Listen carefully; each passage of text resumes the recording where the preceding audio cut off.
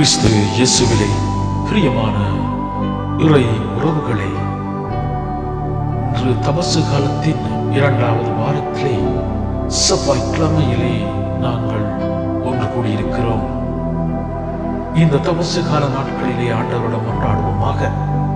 எங்களை முழுமையாக அர்ப்பணித்து வருகின்ற துன்பங்கள், வேதனைகள், கஷ்டங்கள் அனைத்தை தாங்கிக் கொள்ளக்கூடிய மனநிலையை ஆண்டவர்கள் ஒவ்வொருவருக்கும் தரவன் என்று சொல்லி இன்றைய நாளிலே நாங்கள் மன்றாடிக் கொள்வோமாக.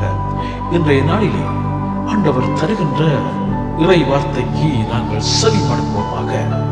மத்தேயு எழுதிய நற்செய்தியிலிருந்து வாசகம். அதிகாரம் 23 வசனங்கள் 1 தொடக்கம் 12 முடிய. அக்காலத்தில் இயேசு மக்கள் கூட்டத்தையும் தம் சீடரையும் பார்த்து கூறியது: மறைநூல் அறிஞரும் பரிசேயரும் மோசையின் அதிகாரத்தை கொண்டிருக்கின்றனர். ஆகவே அவர்கள் என்னென்ன செய்யும்படி உங்களிடம் கூறுகிறார்களோ அவற்றையெல்லாம் கடைபிடித்து நடந்து வாருங்கள். ஆனால் அவர்கள் செய்வது போல் நீங்களும் செய்யாதீர்கள். ஏனெனில் அவர்கள் சொல்வார்கள், செயலில் காட்ட மாட்டார்கள். சுமத்திற்குரிய பழுவான சுமைகளை கட்டி மக்களின் தோளில் அவர்கள் வைக்கிறார்கள். ஆனால் அவர்கள் தங்கள் விரலால் தொட்டு அசைக்க கூட முன்வர மாட்டார்கள். தாங்கள் செய்வதெல்லாம் மக்கள் பார்க்க வேண்டும் என்றே அவர்கள் செய்கிறார்கள். தங்கள் மறைநூல் வாசக பட்டைகளை அகலமாக்குகிறார்கள். அங்கியின் குஞ்சங்களை பெரிதாக்குகிறார்கள். விருந்துகளில் முதன்மையான இடங்களையும் தொழுகை கூடங்களில் முதன்மையான இருக்கைகளையும் விரும்புகிறார்கள். சந்தை வழிகளில் மக்கள் தங்களுக்கு வணக்கம் செலுத்துவதையும் ராபி என அழைக்கப்படுவதையும் விரும்புகிறார்கள். ஆனால் நீங்கள் ரவி என அழைக்கப்பட வேண்டாம், ஏனெனில் உங்களுக்கு போதகர் ஒருவரே. நீங்கள் யாவரும் சகோதரர்கள் சகோதரிகள். இம்மண்ணுலகில் உள்ள எவரையும் தந்தை என நீங்கள் அழைக்க வேண்டாம், ஏனெனில் உங்கள் தந்தை ஒருவரே, அவர் விண்ணகத்தில் இருக்கிறார். நீங்கள் ஆசிரியர் எனவும் அழைக்கப்பட வேண்டாம், ஏனெனில் கிறிஸ்து ஒருவரே உங்கள் ஆசிரியர். உங்கள் பெரியவர் உங்களுக்கு தொண்டராக இருக்கட்டும். தம்மை தாமே உயர்த்துகிறவர் எவரும் தாழ்த்தப்படுவர், தம்மை தாமே தாழ்த்துகிற எவரும் உயர்த்தப்படுவர். இது வாழ்வு தரும் கிறிஸ்து இயேசுவின் நற்செய்தி. பிரியமானவர்களே, இன்றைய இந்த வாசகத்தினூடாக நான் பார்க்கிறேன், எங்களுடைய வாழ்க்கையிலே நாங்கள் எப்போதும் முதல் இடங்களை விரும்புகிறோம். மற்றவர்கள் மதிக்கப்படுவதை விரும்புகிறோம். அது எங்களுடைய மனித வாழ்க்கையினுடைய இயல்பு. மனித வாழ்க்கையிலே பின்னி பிணைந்த ஒன்றாக போய்விட்டது. எங்களை யாரும் மதிக்கவில்லை என்று சொல்லி சொன்னால் நாங்களும் அவர்களை வற்புறுத்தி சொல்லுகின்றோம், நீங்கள் எங்களை இப்படி கூப்பிட வேண்டும் என்று சொல்லி. பிரியமானவர்களே, இன்னும் சொல்ல போனால் எங்கள் மேலே பெரியவர்கள் என்று இருக்கிறவர்கள், அரசியல்வாதிகள் என்று இருக்கிறவர்கள், இன்னும் பெரியவர்கள் என்று சொல்லிக் கொள்ளுபவர்கள், சட்டங்களை இயக்குகிறவர்கள், இன்னும் சொல்ல போனால் இன்னும் ஒவ்வொரு வேலைகளிலே வேலைகளை செய்து கொண்டிருப்பவர்கள் கூட தங்களுக்கு மற்றவர்கள் பணி புரிய வேண்டும் என்றுதான் விரும்புவார்கள். மற்றவர்களை அடக்கி ஆளுவார்கள். மற்றவர்களை அடிமைகளாக வைத்திருப்பார்கள்.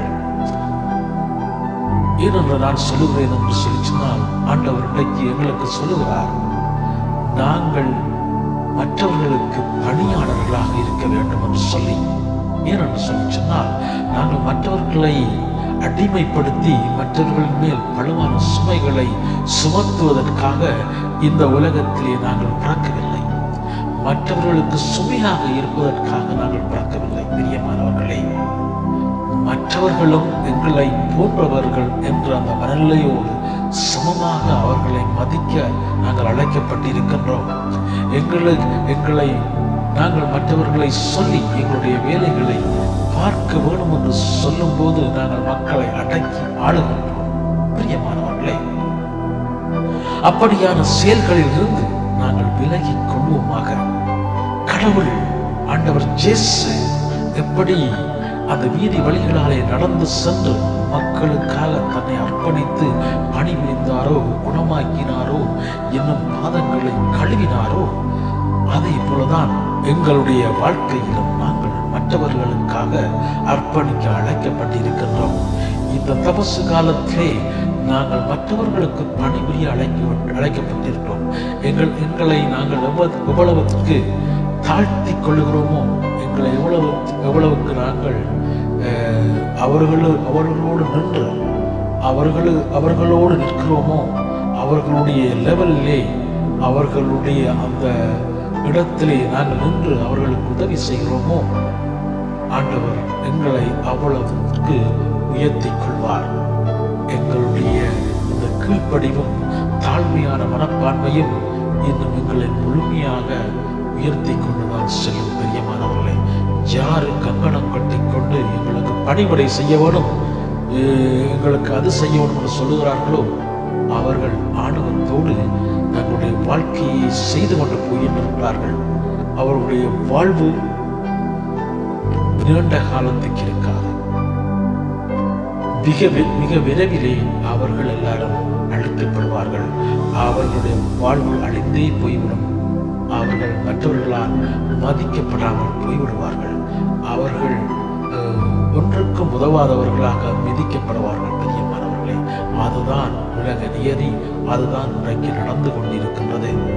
நம்முடைய வாழ்க்கையிலே நாங்கள் தாழ்மையாக பொறுமையாக எங்களுடைய வாழ்வை முழுமையங்களை கடைபிடித்து நிச்சயமாக தபசு காலத்திலே நாங்கள் வாழ்வோம் என்று சொல்லி சொன்னால், நாங்கள் கீழ்ப்படிதலின் மூலமாக, தாழ்ச்சியின் மூலமாக நாங்கள் எங்களை உயர்த்தி கொண்டு போய் கொண்டிருக்கின்றோம்.